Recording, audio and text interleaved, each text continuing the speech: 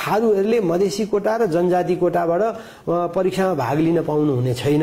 थारू कोटाबाट मुस्लिमको बारेमा पनि अब बन्ने ऐनमा मुस्लिमको बारेमा पनि कोटा छुटिएको छ। यो आरक्षण कोटाको प्रयोग गर्न आफ्नो थर नै परिवर्तन गर्ने मनपरी तन्त्र चलिरहेको छ। विभिन्न जात जातिले अरूको जातको थर प्रयोग गरिरहेका छन्। उदाहरणका रूपमा भन्नुपर्दाखेरि खस आर्यले आदिवासी जनजातिको थर प्रयोग गरिरहेका छन्।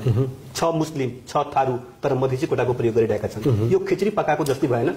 अब यस्तो छ, मुस्लिम कोटाको चाहिँ प्रतिशत नछुटिएको हुनाले मधेसी समुदायबाट आउनुपर्ने उहाँहरूको बाध्यता हो। मधेसी समुदायबाट उहाँहरू आउनु भएको छ। अब थारूको कोटा नछुटिएको हुनाले उहाँहरू चाहिँ कहिले मधेसी कोटाबाट पनि आउनु भएको छ, जनजाति कोटाबाट पनि आउनु भएको छ। म त भन्छु यो चाहिँ थारूले त दोहोरो किसिमको सुविधाहरू लिइरहनु भएको छ, किनभने उतातिर मधेसी कोटाबाट पनि सिफारिस भए उहाँले आउनु भएको छ भने यता जनजातिबाट पनि उहाँहरू आइरहनु भएको छ। अब नयाँ सामान्य सर्वजातको फैसला र अब बन्ने ऐनले थारू कोटालाई अलग जति कोटा प्रतिशत छुट्याउनु पर्ने हो त्यति छुट्याइसकेपछि थारूहरूले मधेसी कोटा र जनजाति कोटाबाट परीक्षामा भाग लिन पाउनु हुने छैन।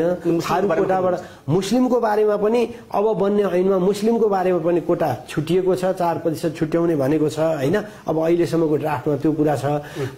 अब त्यही अनुसार 3% 4% अब त्यो हिसाब गरेर हुन्छ। अहिले टुङ्गो लागिसकेका छैन। त्यसरी छुट्यो भने मुस्लिमले पनि अब फेरि आइन्दा मुस्लिम कोटा बाहे मधेसी कोटाबाट उहाँहरूले भाग लिन पाउनुहुन्न। अनि खस आर्यको बारेमा विपन्न खस आर्यको बारेमा संविधानले लेखेको छ।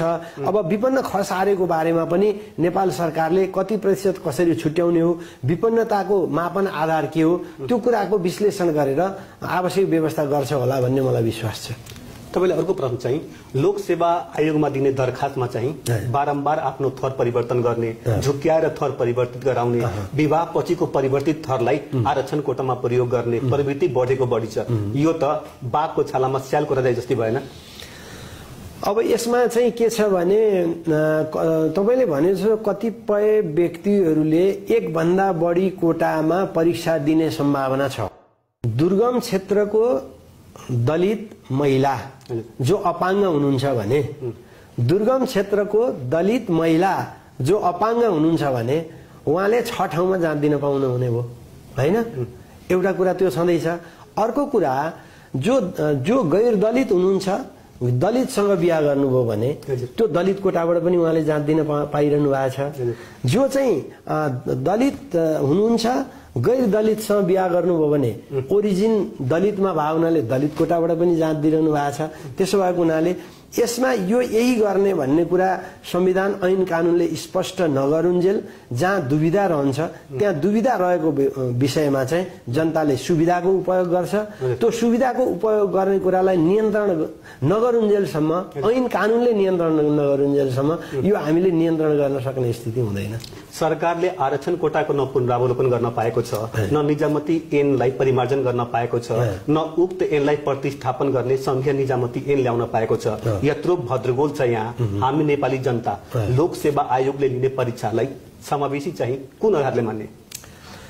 लोक सेवा आयोगले लिने परीक्षालाई समावेशी कुन आधारले मान्ने भने यही निजामती सेवा ऐन बमोजिम जति प्रतिशतमा समग्र रिक्त पदलाई 100% मानेर 45% चाहिँ आरक्षणको लागि छुट्याएर सो 45%लाई पनि 100% मानेर मैले अघि भनेको संख्यामा महिला 33%, आदिवासी जनजाति 27% इत्यादि जुन तोकिएको छ त्यही आधारमा हामीले पुरानो हिसाब किताब समेत राखेर समावेशी कोटाबाट निरन्तर रूपमा सिफारिस गरिरहेका छौं। यसमा कुनै समस्या छैन।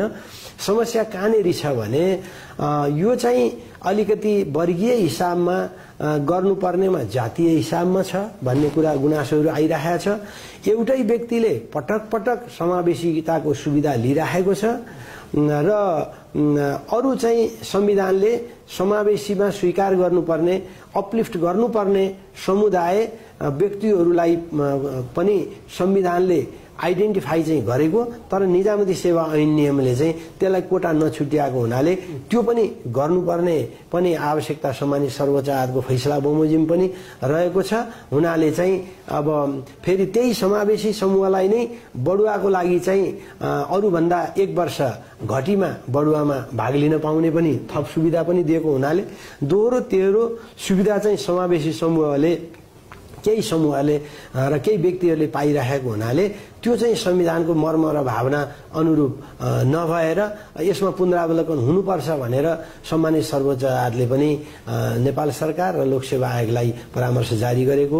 यो विषयमा ऐन निर्माण हुँदाका बखतमा पुनरावलोकन हुने नै छ।